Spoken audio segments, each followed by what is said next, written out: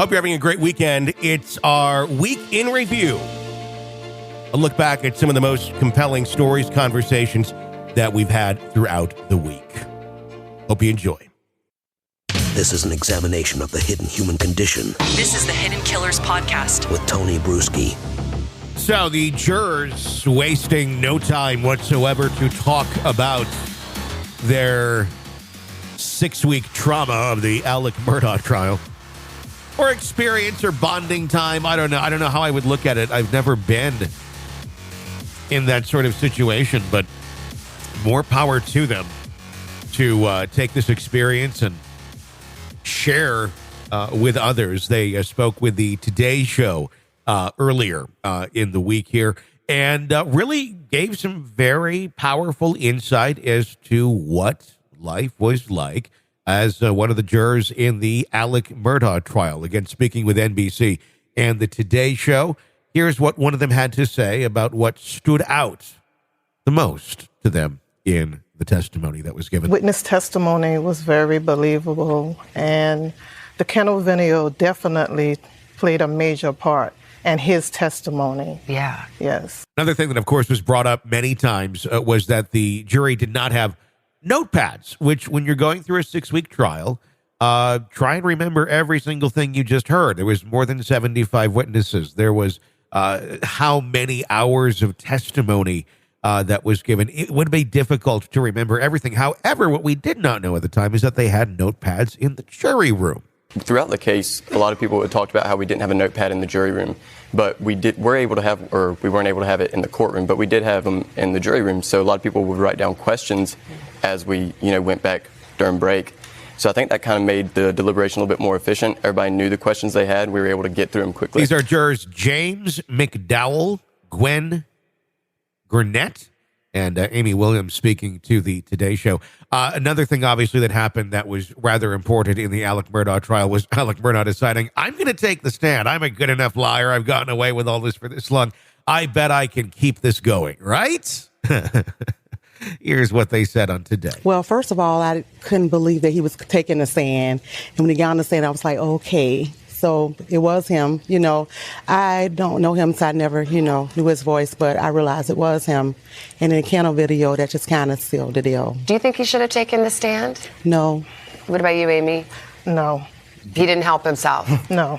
If I was him, I don't think I would have, but I think that he believes that he's so convincing that he felt like that was his last resort. But what about all the money? We already know he's a lovely character, it seems, up here with Pawpaw and Ma and blah, blah, and little Gimpy down the road. All everybody. It was all folksy, and everybody's just loves each other, and it's a lovely, lovely place to live. But what about all that money that was stolen? How much did that weigh on the jury?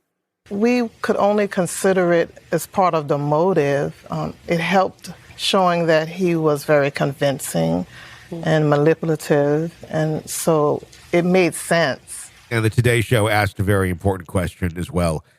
The crying that we saw with Alec Murdaugh that seemed to be kind of turned on, turn off a little bit, wax on, wax off. How legit was it when you're right there?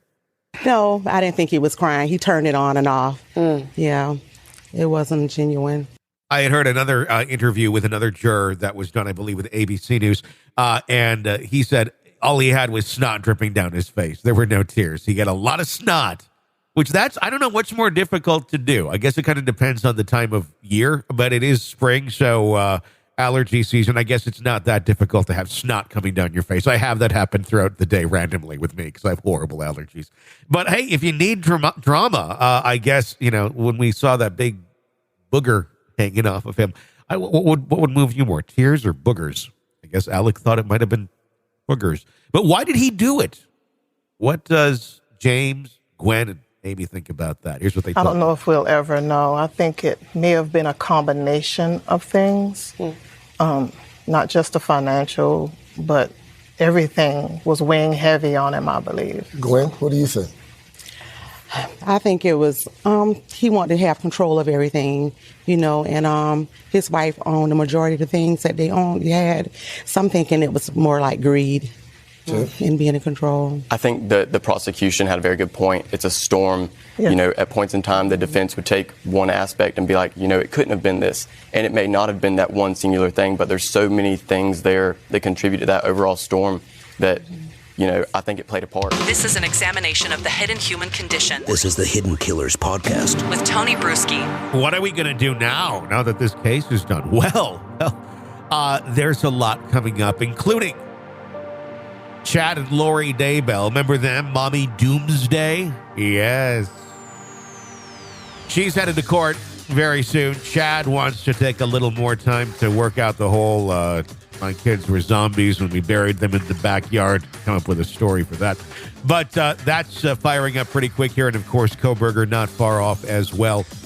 We are covering it all for you. You can, of course, find links to all of the stories in the episode description right here. So be sure to press subscribe so you don't miss any of that and the discussions that we're having on these cases.